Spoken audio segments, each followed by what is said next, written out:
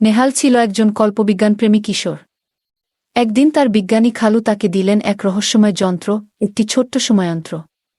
খালু সতর্ক করে বললেন, শুধু 1 ঘন্টা সময় থাকবে, কিছুতেই কারো সাথে অতিরিক্ত কথা বলবে না, আর কিছু নিয়েও আসবে না।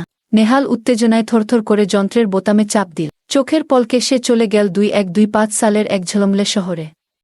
উড়ন্ত গাড়ি, স্বচ্ছ বিল্ডিং, আকাশে চলমান ট্রেন, সবই ছিল এক আশ্চর্য স্বপ্নের মতো।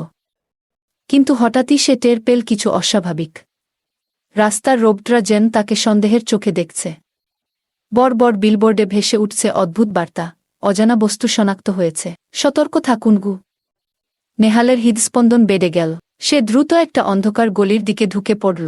সেখানেই দেখা হলো এক ছোট্ট মেয়ের সাথে, যার হাতে ছিল একটা ঝলমলে পাতার মতো যন্ত্র।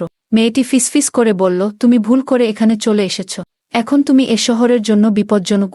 নেহাল অবাক হয়ে বলল, আমি তো শুধু দেখছিলাম, আমি ফিরে যেতে চাই। মেয়েটি তার হাতে সেই পাতার মতো যন্ত্রটা গুজে দিয়ে বলল, এটা নাও, এটা তোমাদের সময়ে ফেরত নিয়ে যেতে হবে, না হলে এখানে আটকে পড়বে চিরকালের জন্য। হঠাৎ শহরের চারদিক থেকে বিশাল রোবট প্রহরীরা এগিয়ে আসতে শুরু করল। সময়যন্ত্রের ঘণ্টা ফুরোতে চলে। নেহাল আতঙ্কিত হাতে বোতাম টিপল। ঠিক সময়ে এক ঝাঁক আলোতে চোখ বন্ধ করে আবার সে ফিরে এলো নিজের স্টোর রুমে। কিন্তু যখন সে হাত খুলে দেখল, পাতার মতো সেই যন্ত্রটা কোথাও নেই। তার বদলে মেঝেতে পড়ে আছে একটা অদ্ভুত বার্তা, যেটাতে লেখা, এখনো শেষ হয়নি।